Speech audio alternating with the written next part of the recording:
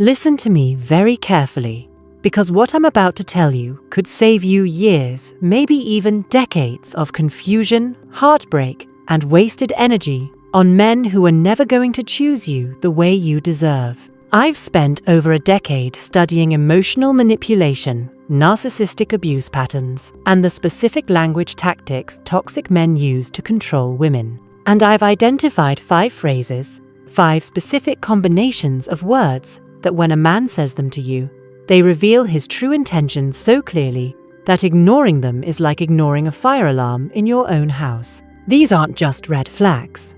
These aren't just communication issues or different love languages. These are calculated psychological control tactics designed to make you question your reality, abandon your boundaries, and accept treatment that goes against every instinct in your body. And here's what nobody talks about. When you fall for these phrases, when you rationalize them, or give him the benefit of the doubt, you're not just risking heartbreak. You're risking your mental health, your self-trust, your ability to recognize genuine love when it finally shows up. Because here's the truth. Research shows that women stay in emotionally abusive relationships an average of 7 years before they recognize the patterns. 7 years. That's not because these women are weak or naive.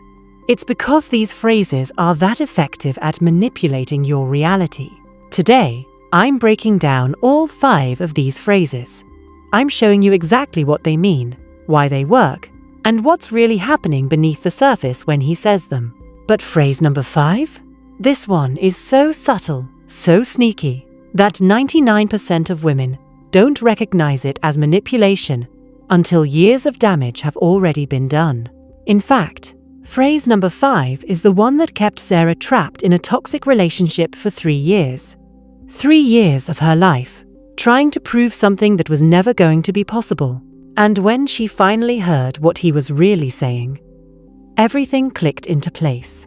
So stay with me until the very end, because what I share about phrase 5 is probably the most important thing you'll learn about protecting your energy and your future this year. But before we dive into these 5 phrases, I need you to understand something that will completely change how you experience every conversation with men from this point forward.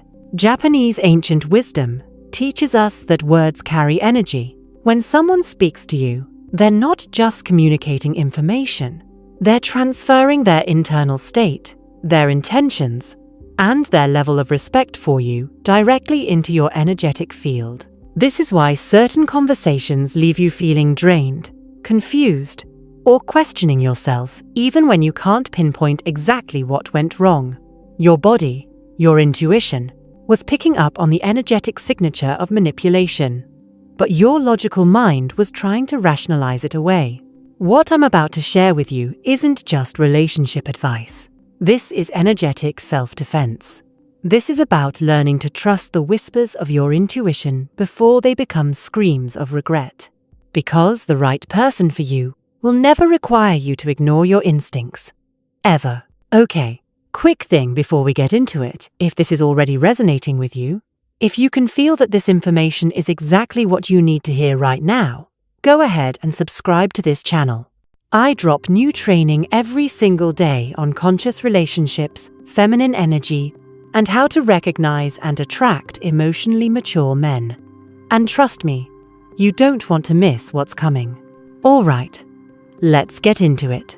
Now, before I reveal these 5 phrases, I need you to understand why they work so effectively. Why intelligent, successful, beautiful women like you fall for them over and over again. Because here's the truth. Most women have been conditioned from childhood to give people the benefit of the doubt. We've been taught to be understanding, to be patient, to be forgiving. We've been trained to see potential in people instead of seeing reality. We're told that being a good woman means being accommodating. That love means accepting people as they are. That if we just communicate better, love harder, or understand deeper, things will change. And that conditioning? It runs so deep that we've actually lost our natural instinct to detect emotional predators. Think about it. When a man says something that makes you uncomfortable, what's your first reaction? For most women, it's not to trust that discomfort. It's to question it. Maybe I'm being too sensitive. Maybe I misunderstood. Maybe he didn't mean it that way. Maybe I'm overreacting. You know what that is? That's you talking yourself out of your own intuition. That's you dismissing the very instinct that exists to protect you. And I know this because I've been there. I've been the woman who rationalized behavior that made my stomach turn. I've been the woman who gave chance after chance after chance because I didn't want to be unfair or judgmental. I've sat with hundreds of women in my practice, and they all say the same thing. I knew something was wrong. I felt it, but I thought I was being paranoid. Let me be clear. You weren't being paranoid. You were being accurate. So, why does this matter so much? Why am I spending this time teaching you to recognize these 5 phrases? Because the man you choose, or the man you refuse to walk away from, doesn't just affect your romantic life. He affects your career trajectory. I've watched women turn down promotions, relocations, and opportunities because their partner didn't support it. He affects your friendships. How many women have lost their closest friends because he slowly convinced them those friends were negative influences or didn't understand the relationship? He affects your relationship with your family. I've seen daughters stop speaking to their mothers, sisters become strangers, all because he created distance between them. He affects your self-esteem, your confidence, your belief in your own worth, and your own judgment. He affects your financial future.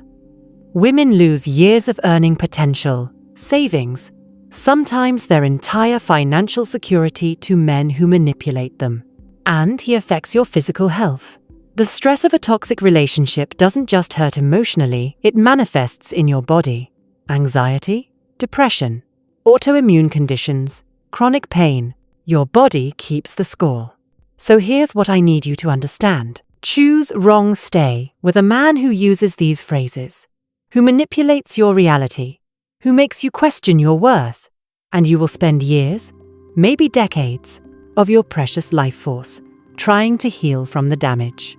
Choose right, or better yet, learn to identify and walk away from the wrong ones immediately, and you create space for something real, something healthy, something beautiful to enter your life. And just as importantly, you preserve your energy, your time, your sanity, and your belief that you are worthy of genuine love. That's what this is really about. This isn't just about avoiding toxic men. This is about reclaiming your right to trust yourself. Because every time you honor your intuition, you strengthen it. Every time you refuse to rationalize behavior that feels wrong, you build your discernment. Every time you walk away from someone who diminishes you, you make a statement about your worth that reverberates through every area of your life. And here's what the toxic men don't want you to know. The phrases I'm about to teach you, they only work when you don't recognize them. Once you hear them clearly, once you understand the manipulation beneath the words, they lose their power completely. You can't unhear what I'm about to teach you, and that's exactly the point. So let's break down exactly what to listen for. Let's give you the language to name what you've been feeling. Let's turn your intuition into intelligence. The first phrase that should make every alarm bell in your system go off, the first phrase that should tell you exactly who you're dealing with, is when a man looks at you and says, "You're too emotional. You're too sensitive. You're overreacting." If you've heard any version of this phrase, I need you to understand something right now. This is not feedback. This is not him being honest about your behavior. This is emotional manipulation disguised as observation. Here's how it typically shows up. You express a legitimate concern. Maybe he cancelled plans last minute again.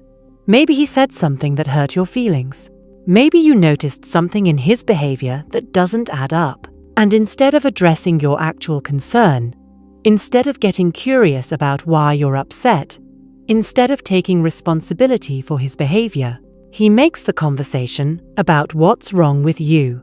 You're being too sensitive. You're overreacting. It's not that serious. Why do you always make such a big deal out of everything? So what is really happening when a man says this to you? He's doing 3 things simultaneously, and they're all calculated whether he's conscious of it or not. First, he's deflecting. Your concern might be completely valid. He did cancel last minute. He did say something hurtful.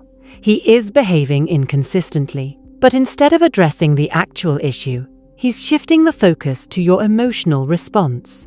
Now, the conversation isn't about what he did. It's about how you reacted. He just made himself the victim of your overreaction, instead of being accountable for his behavior. Second, he's testing. He's testing whether you'll abandon your own reality to accommodate his comfort. He's seeing if you'll shrink yourself, silence yourself, doubt yourself, just to keep the peace.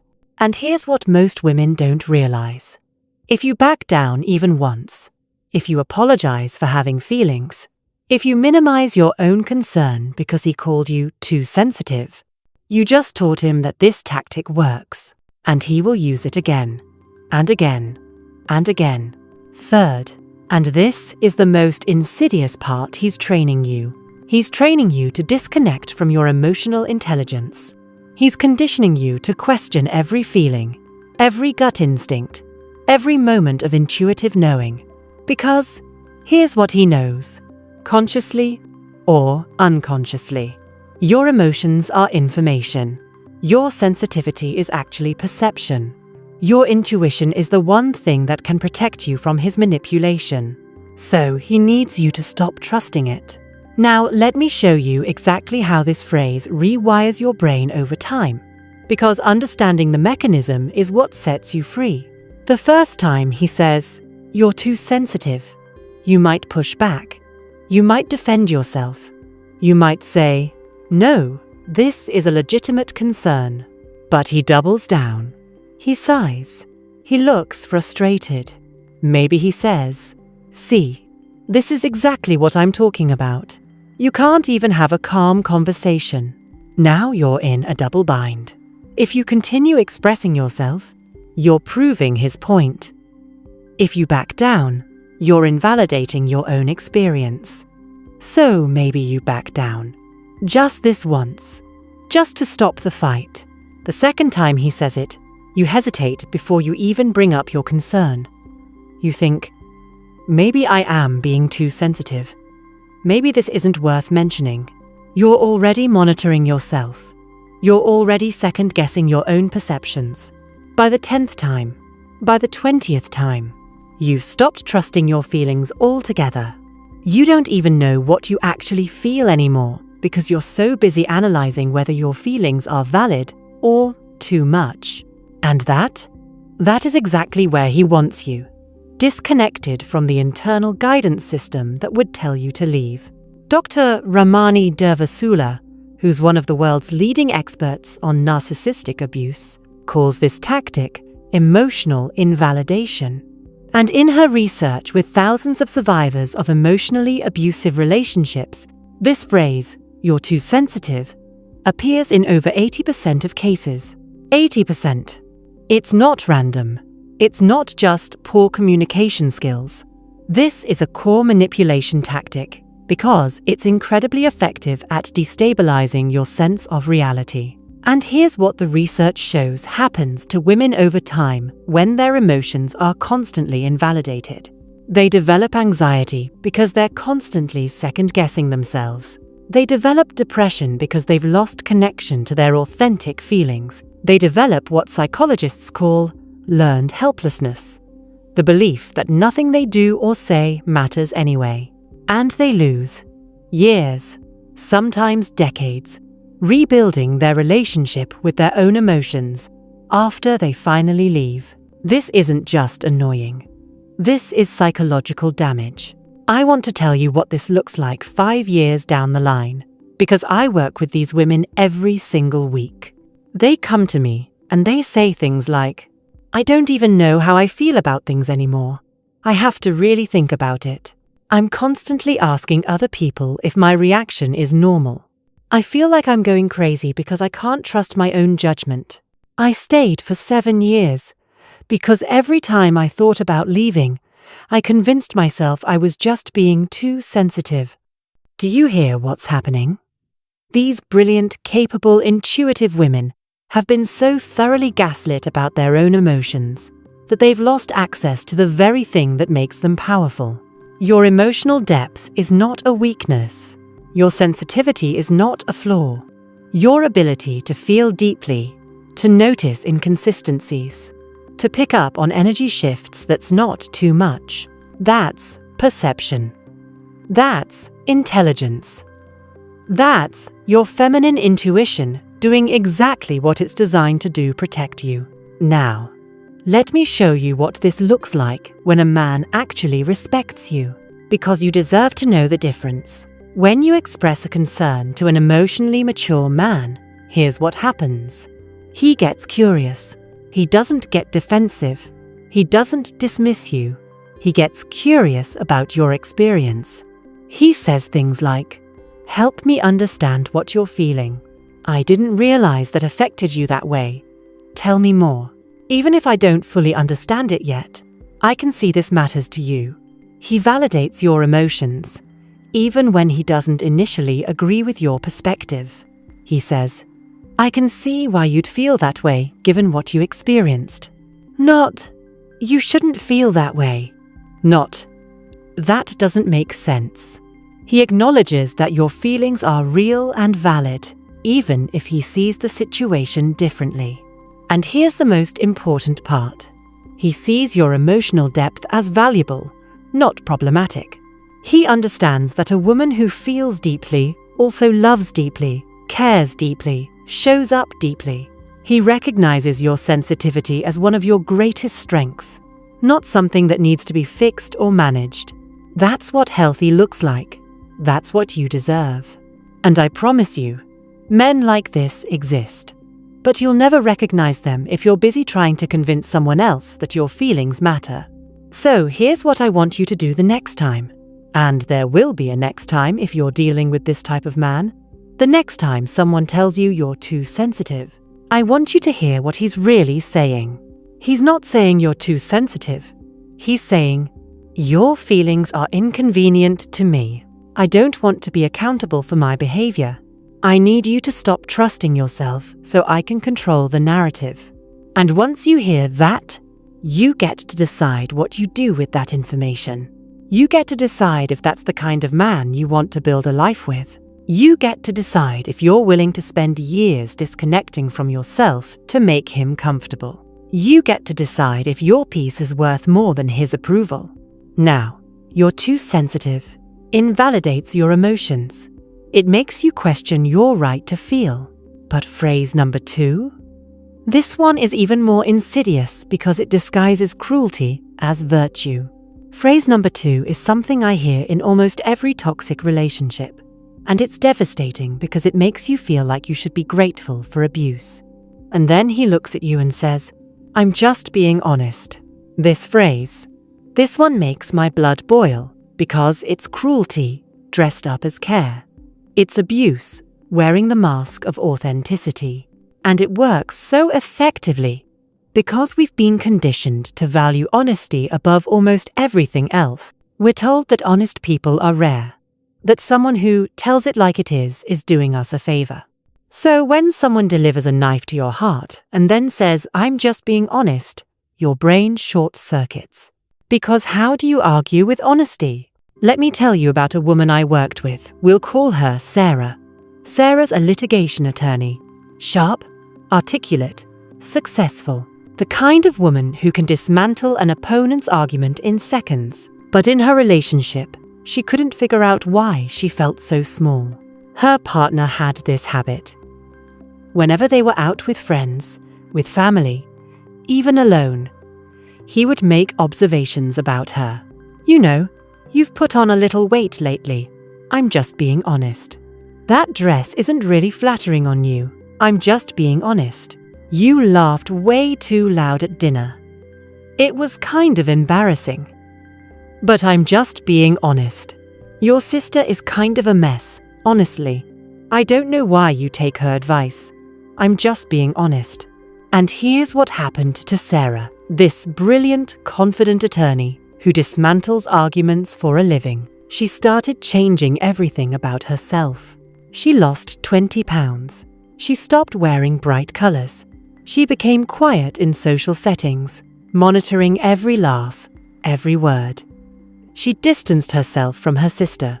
And when she finally came to me, you know what she said? I should be grateful. At least he's honest with me. At least he cares enough to tell me the truth. Do you see what happened there? Do you see the manipulation? He wasn't being honest. He was being cruel. And he was using the word honesty to make her feel like she couldn't defend herself without being defensive, closed off, or unable to handle the truth. This is what I call weaponized honesty. And here's how you know the difference between genuine honesty and weaponized honesty. Genuine honesty comes from a place of care. It's delivered with kindness, with consideration for timing, with the intention to strengthen the relationship. A man who genuinely cares about you doesn't point out your insecurities in public. He doesn't critique your appearance unless you specifically ask. He doesn't tear down the people you love. When he needs to have a difficult conversation, he creates safety first. He asks, "Is now a good time to talk about something?" He frames it with love. "I care about you, and I want to share something I've been thinking about." He focuses on specific behaviors, not your character. He offers solutions, not just criticism. And he's open to hearing your perspective too. Weaponized honesty, on the other hand, weaponized honesty is designed to hurt. It targets your insecurities. It happens at the worst possible moments in front of others, when you're already vulnerable, right before an important event. It's framed as, for your own good, but it's really about control. It's not specific, it's character assassination. You're too much. You're not enough. You're embarrassing. You're a mess. And here's the key difference. When you express that his honesty hurt you, a man with genuine intentions apologizes and adjusts his approach. A man using weaponized honesty doubles down. He makes you the problem for not being able to handle his honesty. So, why does this phrase work so devastatingly well? Because it creates what psychologists call a double bind, a situation where you lose no matter what you do. If you accept his honesty, you internalize the criticism. You believe there's something wrong with you that needs fixing. You become smaller, quieter, more anxious. If you push back, if you say, "That was hurtful," or "That wasn't necessary," he has the perfect response already loaded. "Wow, you can't even handle honesty. I guess you just want me to lie to you. You say you want communication, but when I'm real with you, you get upset. This is why I don't talk to you about things." See the trap? He's set it up so that your only acceptable response is to thank him for hurting you. Now, let me tell you what's really happening when a man consistently uses this phrase. He's not trying to help you improve. He's systematically breaking down your self-esteem so that you believe you're lucky to have him. He's making sure you feel less than, so you won't leave, so you won't recognize your own worth, so you'll be grateful for any scraps of validation he occasionally throws your way. Because here's what he knows. A woman who knows her worth doesn't tolerate being torn down. A woman who trusts herself doesn't need his honesty to know who she is. So he has to dismantle that self-knowledge piece by piece. And "I'm just being honest" is one of his most effective tools. Dr. John Gottman, who studied relationships for over 4 decades and can predict with 94% accuracy whether a couple will divorce, identified what he calls the 4 horsemen of relationship apocalypse. One of them is criticism, specifically attacking someone's character rather than addressing a specific behavior. And what is, I'm just being honest, usually followed by character attacks disguised as observations. You're too sensitive. You're too needy. You're embarrassing. You're not as smart, pretty, interesting, successful as you think you are. This isn't honesty. This is contempt. And contempt, according to Gottman's research, is the single greatest predictor of relationship failure. But more than that, it's the greatest predictor of psychological damage to the person receiving it. You want to know what happened to Sarah, the attorney who should be grateful for his honesty.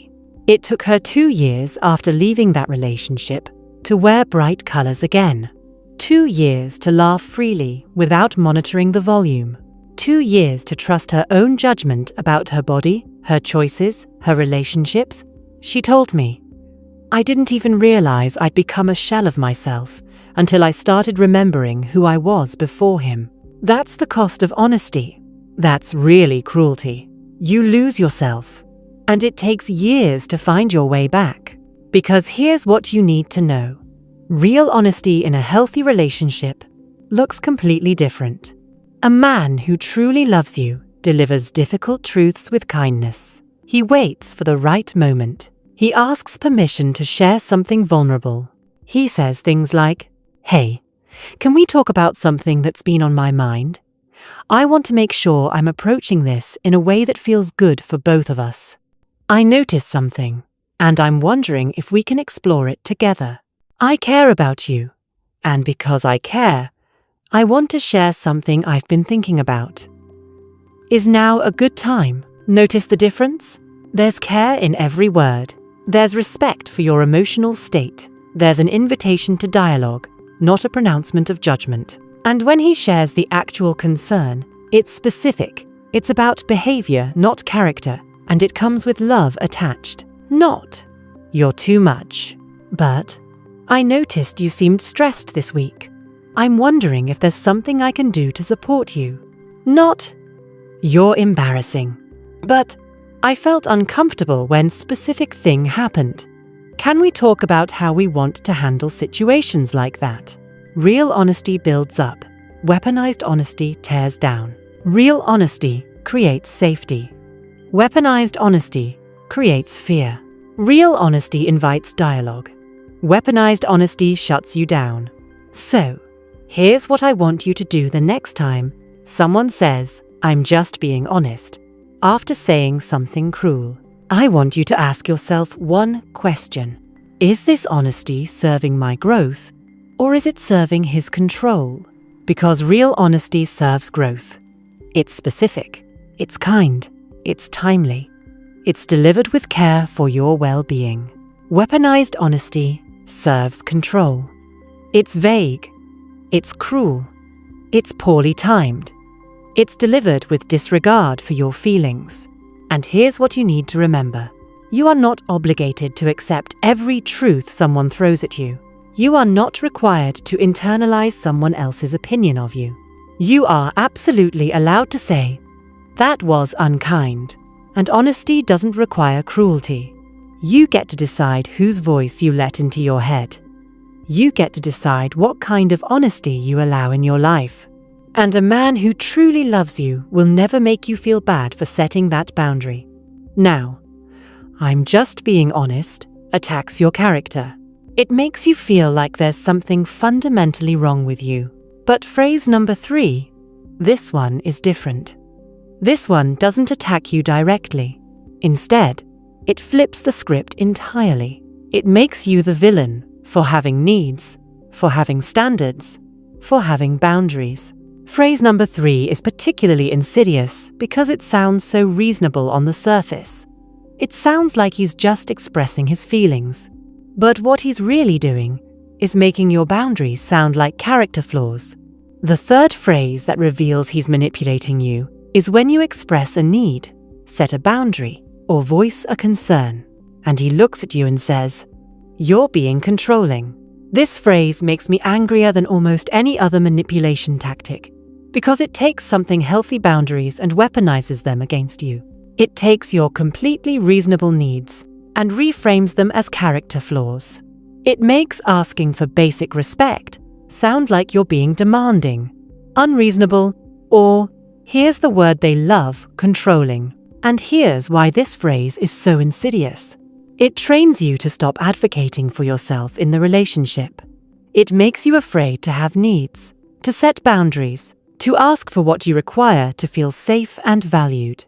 But before I show you what this manipulation looks like, I need you to understand what boundaries actually are. Because most women have been taught to confuse boundaries with control. So let me be very clear. Boundaries are not demands. They're not punishments. They're not attempts to change or control another person. Boundaries are simply you communicating what you need to feel safe, respected, and valued in the relationship. When you say things like, "I need you to call if you're going to be significantly late so I'm not worried. I'm not comfortable with how you spoke to me in front of your friends. Can we talk about that? I need us to have dedicated time together without phones or distractions. I'd like us to make financial decisions together when they affect both of us." Those aren't controlling statements. Those are clear communication about your needs. In a healthy relationship, when you express a boundary, here's what happens. The man you're with gets curious. He wants to understand. He might not immediately agree or see it the same way, but he respects that this matters to you. He says things like, "Okay, I can do that. I didn't realize it was making you anxious. You're right, that wasn't okay. I'm sorry. Help me understand what that would look like for you. I want you to feel valued. Let's figure this out together." Notice what's happening? Your boundary isn't being treated as an attack on him. It's being received as important information about how to love you well. Because here's what emotionally mature men understand. Your boundaries aren't limitations on the relationship. They're the framework that allows trust and intimacy to flourish. When you feel safe to express your needs without being labeled, attacked, or dismissed, you can actually relax into the relationship. You can show up as your most authentic, loving self. That's what healthy looks like. But when you're dealing with a man who needs control, who views your needs as obstacles to his convenience, the same scenarios get you a completely different response. You say, "I need you to call if you're going to be late." He says, "You're being controlling. I don't need to check in with you like I'm a child. You need to trust me." You say, "I wasn't comfortable with how you spoke to me earlier." He says, "You're being too sensitive and controlling. Now I have to monitor everything I say?" That's exhausting. You say, "I'd like us to have one evening a week that's just for us." He says, "Wow, you're really being controlling. I can't have my own life. I need space to breathe." Do you see what just happened? Your completely reasonable requests, things that any healthy relationship would accommodate without question, have been reframed as you being problematic. Let me show you the difference so clearly that you'll never confuse the two again. Boundaries are about you. They're about what you need, what you're comfortable with, what you require to feel safe. I need to know if plans change. I'm not comfortable with that behavior. I require honesty to feel safe in this relationship. Notice, these are all I statements. You're communicating your internal experience and your needs. Control, on the other hand, is about them. It's about dictating their behavior, their choices, their freedom. You can't go out without me. You need to stop talking to your friends. You have to show me your phone right now. You're not allowed to make decisions without asking me first. See the difference? Boundaries say, "Here's what I need to feel safe with you." Control says, "Here's what you're allowed to do without me." So when a man calls you controlling for having boundaries, here's what's actually happening. He's telling you that your needs are less important than his comfort. He's revealing that he views your boundaries as obstacles, rather than important information. He's showing you that he believes his freedom to do whatever he wants is more valuable than your peace of mind. And here's the most important part. He's training you to stop asking for what you need. Because if every time you express a need, you get labeled as controlling, demanding, too much, high maintenance, eventually, you stop expressing needs altogether. You start priding yourself on being low maintenance, on being easygoing, on not asking for much. But what you're really doing is abandoning yourself to accommodate someone who doesn't value your well-being. And here's where this gets even more twisted. The men who call you controlling for having boundaries are often the same men who are actually being controlling. This is what psychologists call projection. They're accusing you of the very thing they're doing. Think about it. Who's actually trying to control whom? You, asking for basic communication and respect? Or him, trying to eliminate your ability to have needs or boundaries? You're not trying to control his behavior. You're trying to communicate what you need to stay in the relationship healthily. He's trying to control your ability to advocate for yourself. He's trying to eliminate your boundaries entirely so he can do whatever he wants without accountability. That's control. From an energetic perspective, boundaries are sacred. They're how you protect your energy, your peace, your essence. They're the gates that determine who gets access to your inner world and under what conditions. When a man respects your boundaries, he's respecting the sacred container of who you are. He understands that access to you is a privilege, not a right. When a man calls your boundaries controlling, he's essentially saying, your gates should be open to me at all times, under any conditions I choose, regardless of how it affects you. He's saying he's entitled to all of you with none of the responsibility that comes with caring for someone's heart. And here's what ancient Japanese wisdom teaches us. A person who resents your boundaries is a person who was benefiting from you having none. Listen to that again. The men who push back hardest against your boundaries are the men who were taking advantage of you not having them. So, here's what I want you to do the next time someone calls you controlling for expressing a boundary. First, get clear on the difference. Ask yourself, am I trying to control his behavior?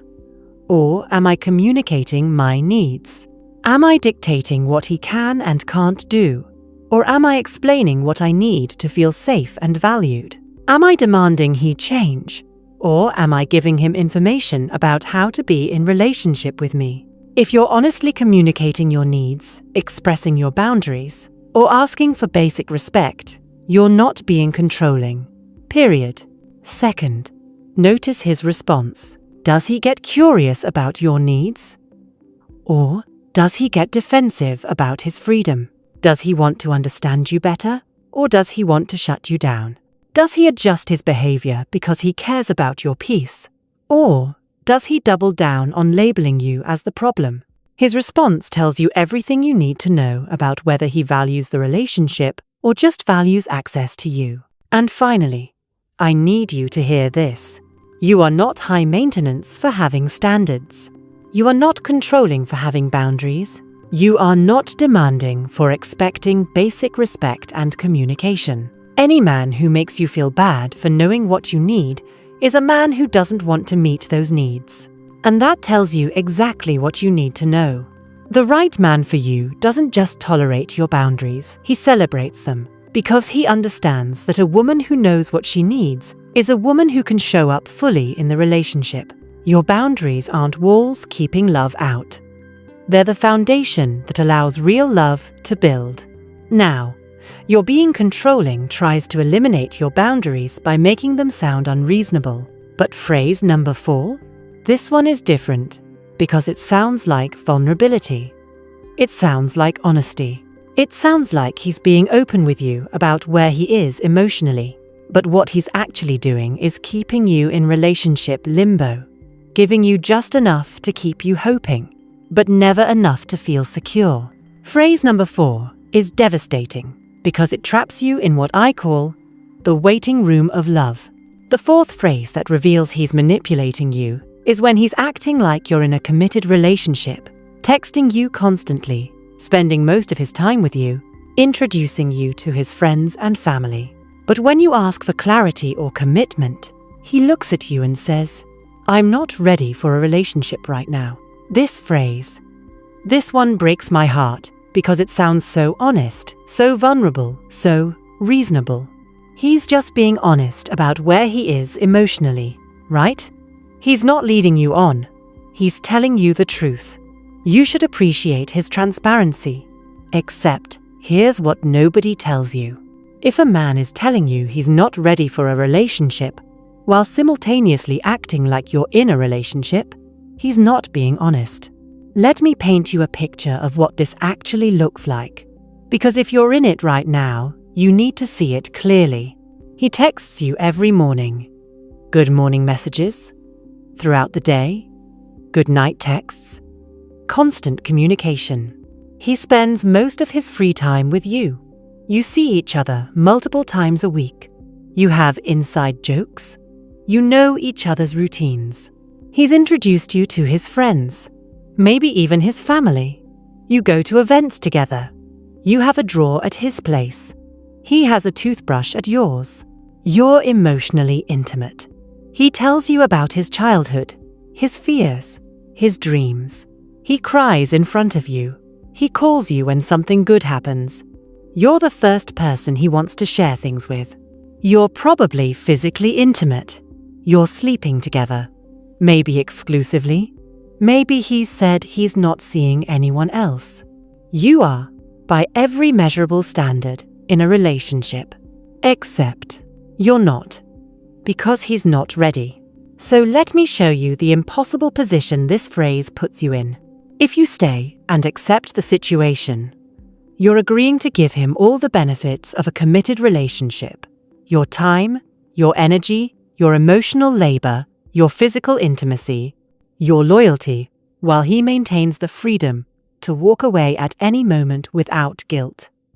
Because he told you from the beginning, if you push for clarity or commitment, if you say, "I need to know where this is going," he can point back to his disclaimer and make you the one who's changing the rules, who's putting pressure on him, who can't just enjoy what we have. And if you walk away, if you say, "I can't do this anymore, I need commitment," you feel like you're throwing away something real, something that could become what you want if you just wait a little longer, if you just prove yourself a little more, if you just love him hard enough to make him ready. Do you see it? No matter what you choose, you lose. That's not confusion. That's not him being emotionally unavailable. That's strategy.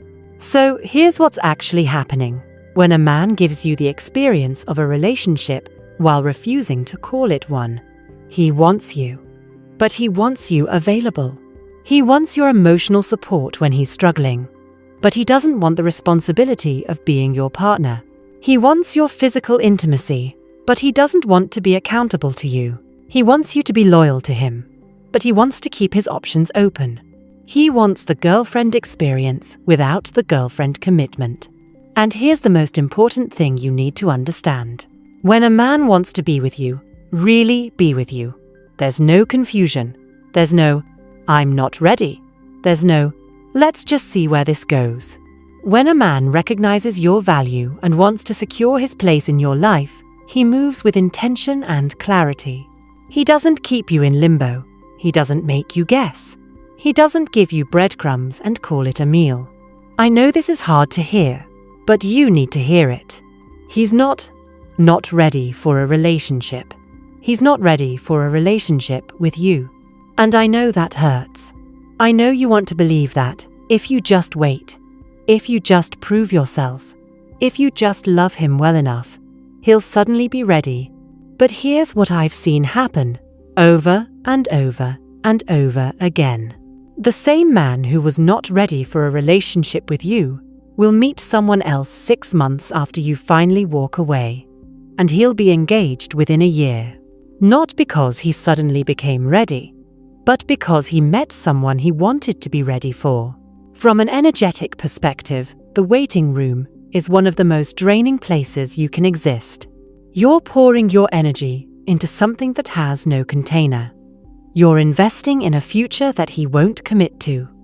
You're building a relationship that he refuses to name.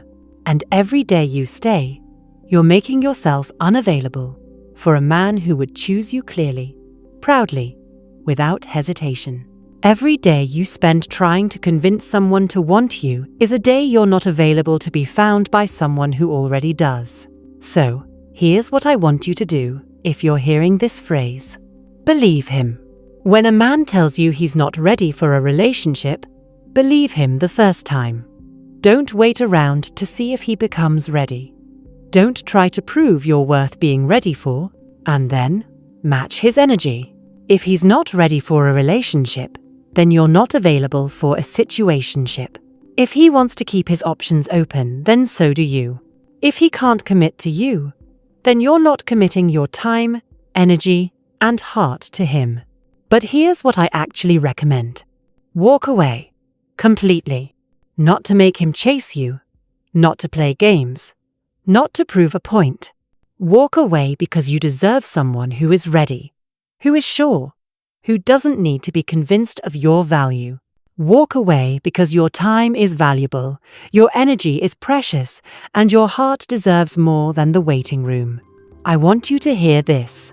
You are not asking for too much by wanting commitment. You are not being impatient by wanting clarity. You are not being demanding by wanting someone who's sure about you. Those are baseline requirements for a healthy relationship. And any man who makes you feel bad for having them is not your person. The right man doesn't make you wait. He doesn't keep you guessing. He doesn't enjoy the benefits of having you while refusing to claim you. The right man sees you and thinks, I don't want to risk losing her to someone who's ready. That man exists. But you'll never meet him while you're in the waiting room. Now, I'm not ready for a relationship keeps you stuck in limbo, waiting for someone to choose you. But phrase number 5. This one is different from all the others. Phrases 1 through 4 are about controlling your present, how you feel, what you accept, what you ask for, what you tolerate. But phrase 5? This one attacks your future. It attacks your growth. It attacks the very essence of who you're becoming. This is the phrase that keeps women trapped for years. Not months, years. Because it's so subtle, it sounds so reasonable. It seems like it could even be coming from a place of care. But what it's really doing is telling you that becoming more of yourself is a betrayal of the relationship. The 5th phrase, the most devastating phrase that toxic men use to control you, is when you start growing, evolving, setting boundaries, pursuing your dreams, becoming more confident. And he looks at you with disappointment and says, You've changed. Those 2 words kept Karen in a relationship that was killing her spirit for almost 3 years. 3 years of making herself smaller. 3 years of apologizing for growing. 3 years of believing that becoming more herself was somehow a betrayal of love. And the worst part? She didn't even realize what was happening until she looked in the mirror one day and didn't recognize the woman staring back at her. So this one is personal. And this one is probably the most important thing I'm going to tell you today. Here's how this phrase shows up. And I need you to pay very close attention because it's so subtle that most women don't see it as manipulation. You start growing. Maybe you begin therapy and you're learning to set boundaries. Maybe you go back to school or start a business. Maybe you reconnect with old friends or discover a new passion. Maybe you join a gym, start dressing differently, become more confident. Whatever it is, you're evolving. You're becoming more yourself. You're stepping into your power. You're remembering who you were before you made yourself small. And this should be beautiful, right? The person who loves you should be celebrating this growth, cheering you on, feeling proud to witness your evolution. But instead, you notice he's pulling away. He's making comments. There's a tension that wasn't there before. And then one day, he says it, with disappointment in his voice, maybe even sadness in his eyes. You've changed. You're not the woman I fell in love with. You're different now. I miss the old you. You used to be so easygoing, fun, sweet, supportive, and now you're... And here's what happens inside you when you hear this. You start questioning everything. Maybe I have changed. Maybe I'm not as fun anymore. Maybe I'm being too focused on myself. Maybe therapy is making me selfish. Maybe my boundaries are pushing him away. Maybe I should be more like I used to be. You start monitoring yourself, editing yourself, trying to figure out how to be the old you that he loved, while also being this new version of yourself that feels more authentic. And slowly, subtly, you start shrinking again. You stop going to therapy because he says it's changing you in weird ways. You abandon the business idea because he liked it better when you were more present. You stop seeing your friends as much because the old you didn't need so much outside validation. You dress the way you used to because he says he misses when you looked more natural. You abandon your growth to preserve his comfort. So, let me tell you what's really happening when a man criticizes you for changing. You didn't change in a bad way. You changed in a powerful way. The version of you he fell in love with, she was smaller. She was more manageable. She was more focused on him than on herself. She didn't have boundaries yet, so he had unlimited access. She didn't know her worth yet, so she accepted less. She didn't have a strong sense of self yet, so she molded herself to his preferences. He doesn't miss the old you. He misses the control he had when you didn't know better. Because here's what a man who actually loves you does when you grow. He celebrates it. He gets excited about the woman you're becoming. He says things like, "I love seeing you this confident. Therapy is really good for you. I can see the difference. I'm so proud of you for going after your dreams. Your growth inspires me to grow too." He understands that your expansion doesn't threaten the relationship, it strengthens it. Because you're bringing more of your authentic self to the connection. He recognizes that a woman who's growing is a woman who's alive. And he wants you alive, not diminished. A man who truly loves you doesn't want you to stay who you were when he met you. He wants to witness and support who you're becoming. But a man who needs control, he resents your growth because it makes you harder to manipulate. Your boundaries mean he can't do whatever he wants anymore. Your confidence means you won't accept being treated poorly anymore. Your clarity about your worth means he actually has to earn his place in your life now. And instead of rising to meet the woman you're becoming, he tries to shame you back into being the woman who didn't challenge him. You want to know the soul-crushing part? Many women choose him over their own growth. They stop therapy. They abandon their dreams. They disconnect from their friends. They make themselves small again because they'd rather betray themselves than lose him. And here's what I wish someone had told me when I was doing the same thing. If you have to choose between your growth and your relationship, the relationship is already over. You just don't know it yet. Because a love that requires you to stay small isn't love, it's captivity. And here's the deepest manipulation embedded in this phrase. When he says, "You've changed," with disappointment, he's making your growth the problem in the relationship, not his refusal to grow with you, not his resistance to your boundaries, not his inability to love a fully empowered woman. No, you're not the problem. Your evolution is what's ruining everything. Think about that. He's convinced you that becoming more yourself is a betrayal. That healing is harmful. That growth is destructive.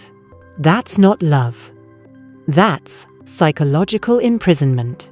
I need to tell you something I've never talked about publicly before. When Karen finally left the relationship, where she kept hearing, "You've changed," it took her 6 months to even recognize herself.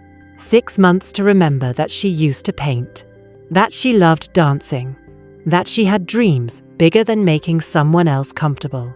She had become so good at being who he needed her to be that she forgot who she actually was. And you know what the worst part was? When she finally started reclaiming herself, going back to therapy, reconnecting with friends, pursuing her work, she felt guilty. She felt guilty for choosing herself. She felt selfish for prioritizing her growth. She actually mourned the version of her that he preferred, because at least that version was loved. It took a really good therapist to help her understand something. That version wasn't loved. She was tolerated as long as she stayed small. So if you're hearing you've changed right now, I need you to understand something at the deepest level. Yes, you've changed. And thank God you have. You've changed because you're healing. You've changed because you're growing. You've changed because you're no longer willing to abandon yourself to keep someone else comfortable. And if he can't love the woman you're becoming, then he never loved the woman you were. He loved what you did for him. He loved your smallness. He loved your focus on him. But he didn't love you. So here's what I want you to say out loud if you need to, or just in your heart. Yes, I've changed. I have boundaries now. I have standards now. I know my worth now. I'm not the woman who accepted less than she deserved, because that woman didn't know she deserved more. And if the woman I'm becoming threatens you, that tells me everything I need to know. I'm not going backward. I'm not shrinking. I'm not dimming my light so you can feel bright. I'm growing. And you can grow with me, or you can get out of my way. But you don't get to shame me for blooming. On the other side of choosing your growth over his comfort is a version of yourself you've been waiting your whole life to meet. She's confident. She's clear. She knows what she wants and what she won't tolerate. She doesn't shrink for anyone. She doesn't apologize for taking up space. And that woman, she attracts a completely different kind of man. The kind of man who isn't threatened by her light, he's drawn to it. The kind of man who doesn't want her smaller, he wants her free. The kind of man who doesn't say, "You've changed," with disappointment. He says, "You're growing with pride." That man exists. But you have to become the woman who refuses to shrink for him to find you. So yes, you've changed. And you should keep changing. You should keep growing. You should keep evolving into the fullest expression of who you're meant to be. Because growth is not betrayal. Healing is not selfishness. Boundaries are not rejection. Your evolution is not the problem. His resistance to it is. And you don't owe anyone, not him, not anyone, a smaller version of yourself, just to make them feel comfortable. You deserve to bloom, fully, unapologetically, and the right love will give you space to do exactly that. So now you know all 5 phrases. You're too sensitive. I'm just being honest. You're being controlling. I'm not ready for a relationship. You've changed. 5 phrases that reveal manipulation disguised as normal conversation. 5 phrases that millions of women hear every single day and mistake for love. 5 phrases that keep you small, confused, and disconnected from your own power. But now you can hear them for what they really are. And what you do with that knowledge, that's everything. Those 2 words kept Karen in a relationship that was killing her spirit for almost 3 years. 3 years of making herself smaller. 3 years of apologizing for growing. 3 years of believing that becoming more herself was somehow a betrayal of love. And the worst part? She didn't even realize what was happening until she looked in the mirror one day and didn't recognize the woman staring back at her. So, this one? This one is personal. And this one is probably the most important thing I'm going to tell you today. Here's how this phrase shows up. And I need you to pay very close attention because it's so subtle that most women don't see it as manipulation. You start growing. Maybe you begin therapy and you're learning to set boundaries. Maybe you go back to school or start a business. Maybe you reconnect with old friends or discover a new passion. Maybe you join a gym, start dressing differently, become more confident. Whatever it is, you're evolving. You're becoming more yourself. You're stepping into your power. You're remembering who you were before you made yourself small. And this should be beautiful, right? The person who loves you should be celebrating this growth, cheering you on, feeling proud to witness your evolution. But instead, you notice he's pulling away. He's making comments. There's a tension that wasn't there before. And then one day, he says it, with disappointment in his voice, maybe even sadness in his eyes. You've changed. You're not the woman I fell in love with. You're different now. I miss the old you. You used to be so easygoing, fun, sweet, supportive, and now and here's what happens inside you when you hear this. You start questioning everything. Maybe I have changed. Maybe I'm not as fun anymore. Maybe I'm being too focused on myself. Maybe therapy is making me selfish.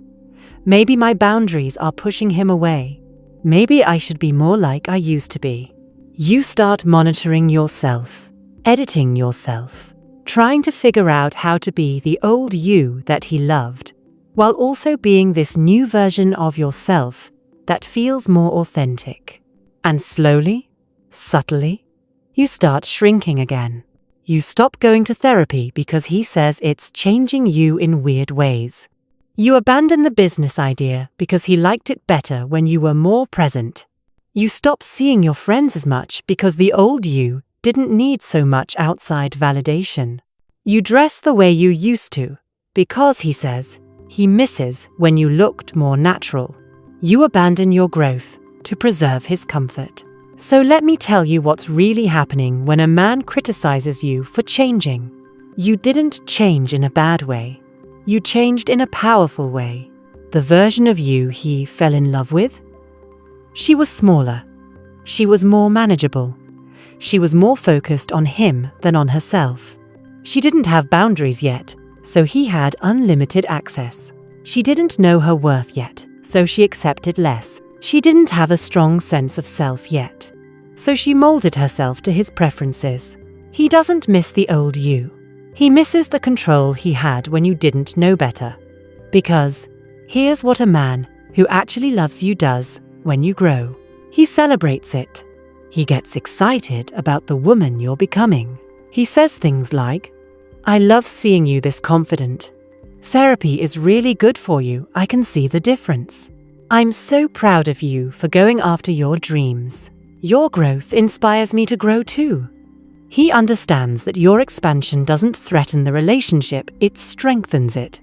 Because you're bringing more of your authentic self to the connection.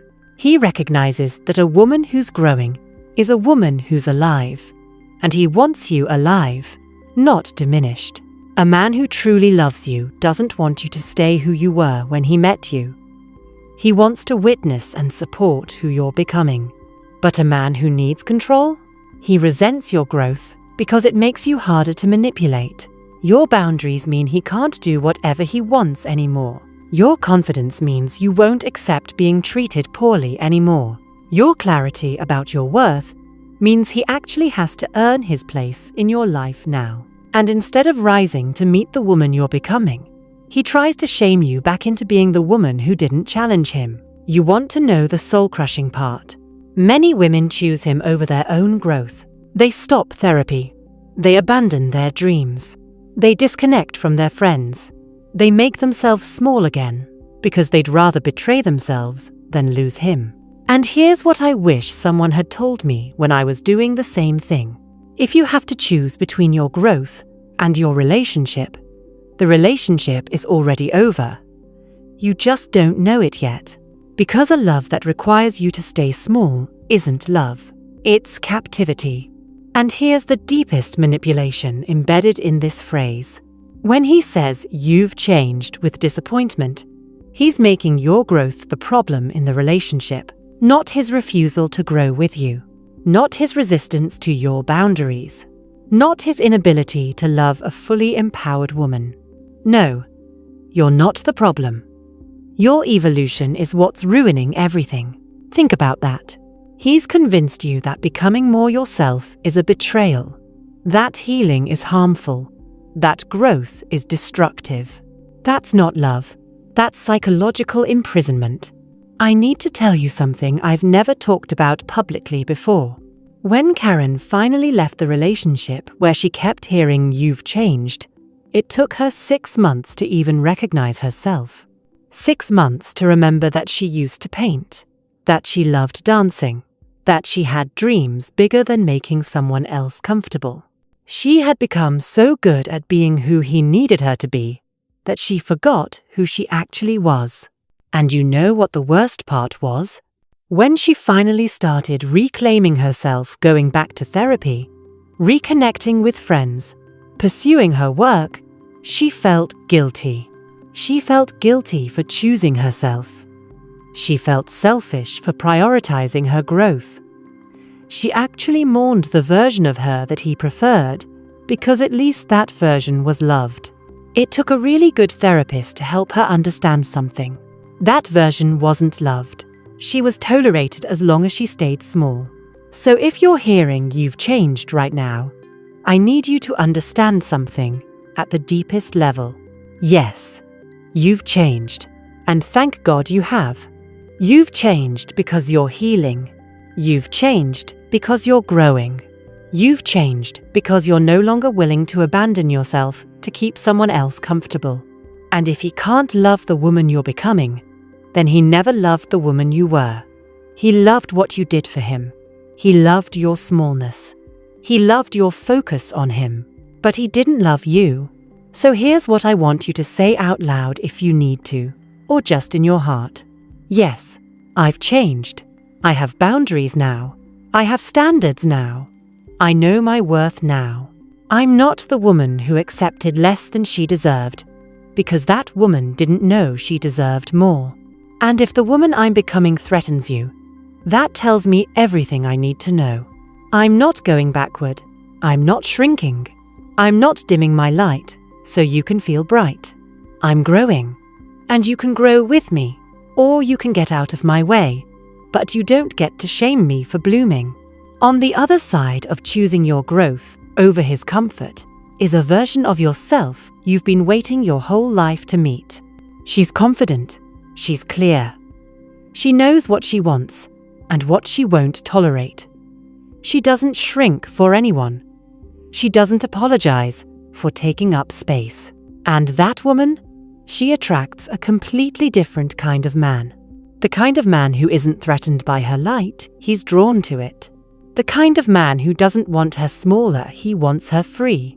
The kind of man who doesn't say, "You've changed," with disappointment. He says you're growing with pride.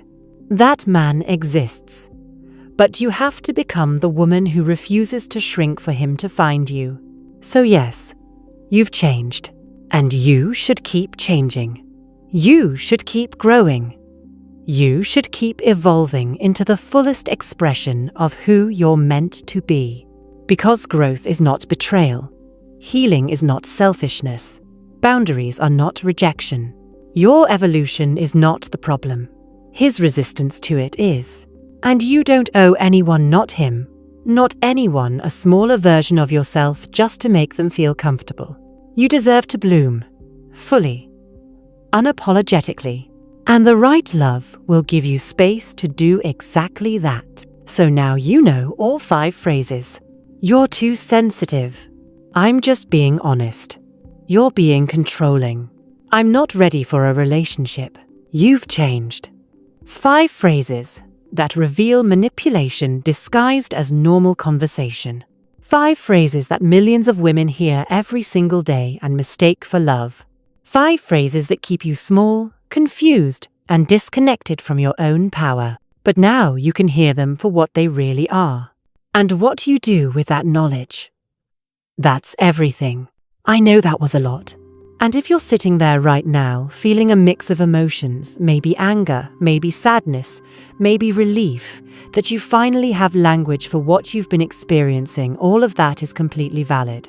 If you recognized these patterns in a current relationship, I see you.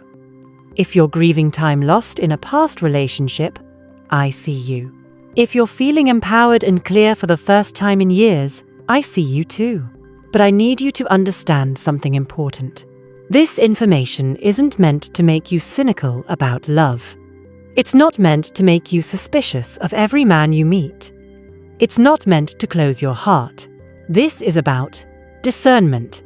This is about developing the ability to distinguish between people who genuinely care about your well-being and people who are primarily focused on what they can extract from you. This is about learning to trust your intuition when something feels off, even if you can't immediately articulate why. Because your body knows. Your intuition knows. You've probably known for a while. You just needed permission to trust what you were feeling. Consider this your permission. Because here's what I need you to know. There are men in this world who will never say these phrases to you. Not because they're perfect, but because they understand that love is about creating safety, not testing limits. There are men who celebrate your sensitivity because they recognize it as emotional intelligence. There are men who deliver difficult truths with kindness because they actually care about your feelings. There are men who respect your boundaries because they understand that boundaries create intimacy, not distance. There are men who commit to you clearly and enthusiastically because they recognize your worth. There are men who love watching you grow because they understand that your expansion enhances the relationship rather than threatening it. These men exist, but you'll never recognize them if you're busy trying to rationalize the behavior of men who don't value you. You'll never attract them if you're settling for treatment that goes against your intuition. You'll never build something beautiful with them if you're exhausting your energy trying to heal someone who isn't interested in becoming better. So here's what I want you to do with this information. Starting today, I want you to pay attention to how you feel after conversations with the men in your life. Not what he said, not what he meant, not what you think he was trying to communicate. How do you feel? Do you feel energized or drained? Do you feel seen and valued, or confused and diminished? Do you feel encouraged to be more yourself, or pressured to be less yourself? Your body keeps the score. Your energy doesn't lie. Start trusting your initial gut reactions instead of talking yourself out of them. If something feels off in the first few weeks of knowing someone, it probably is. If you find yourself making excuses for someone's behavior, that's valuable information. If you notice yourself changing your personality, your goals, or your standards to accommodate someone else's comfort, pay attention to that. And most importantly, I want you to understand this. Walking away from people who don't value you isn't cruel. It's self-love. It's not giving up on love, it's making space for real love to enter your life. Every moment you spend trying to convince someone to treat you well is a moment you're not available for someone who would never dream of treating you poorly. The right person for you won't require you to shrink yourself, explain your worth, or accept crumbs. The right person will see your value immediately and act accordingly. They won't need to be convinced to choose you, because choosing you will feel like the most natural thing in the world. I want to leave you with something that changed my entire perspective on relationships. Your boundaries aren't walls that keep love out. They're gates that let the right love in. When you clearly communicate what you need to feel safe and valued, you're not being difficult or demanding. You're being clear about the conditions under which you can show up as your most loving, generous, authentic self. The people who resist your boundaries aren't the people you want in your life anyway. The people who celebrate your boundaries, who ask thoughtful questions about how to honor them, who make adjustments to their behavior because they want you to feel good in their presence. Those are your people. Every time you honor your own boundaries, you're teaching people how to treat you. Every time you walk away from someone who dismisses your needs, you're making a statement about your worth that reverberates through every area of your life. Every time you choose yourself over someone else's comfort, you're building the foundation for relationships based on mutual respect rather than one-sided accommodation. This isn't about becoming hard or closed off. This is about becoming clear and intentional about who gets access to your energy, your time, your body, and your heart. This is about understanding that your love is precious and should be given to people who recognize its value, not to people who take it for granted. Here's the final truth I want to leave you with, and this might be the most important thing you hear today. You are not responsible for teaching people how to love you properly. You are not responsible for staying in situations that diminish your light just because someone else isn't ready to step into their own power. Your job is not to be so understanding, so patient, so forgiving, that you lose yourself in the process. Your job is not to love people into becoming better versions of themselves. Your job is to be authentic, to honor your own needs, to trust your intuition, and to create a life that feels aligned with your deepest values. The love you're looking for is looking for you too. But it can only find you when you stop settling for less than what you deserve. It can only recognize you when you're being fully yourself, not when you're pretending to be smaller, or easier, or more convenient for someone else. So be you, fully, unapologetically. Set your boundaries, honor your needs, trust your intuition, grow, evolve, bloom, and watch how different your life looks when you're no longer shrinking to fit into spaces that were never meant for you. You deserve that. You deserve all of that. And before you go, I want to ask you something. Which of these 5 phrases hit you the hardest? Drop a comment with just the number 1, 2, 3, 4, or 5. You don't have to explain if you don't want to. Just the number. I read every single comment, and I want you to know you're not alone in this. Whatever you're feeling, whatever you're going through, there are thousands of women in this community who understand. Your story matters. Your experience matters. And sharing it, even just a number, helps other women feel less alone. Thank you for being here. Thank you for doing this work. Thank you for choosing to see clearly instead of staying comfortable in confusion. Thank you for valuing yourself enough to learn the difference between love and manipulation. You being here, watching this, taking this information seriously, that tells me you're ready for something different, something real, something that honors who you actually are. And that courage, that willingness to see the truth even when it's uncomfortable, that's what's going to change everything for you. I'll see you in the next one. Keep blooming.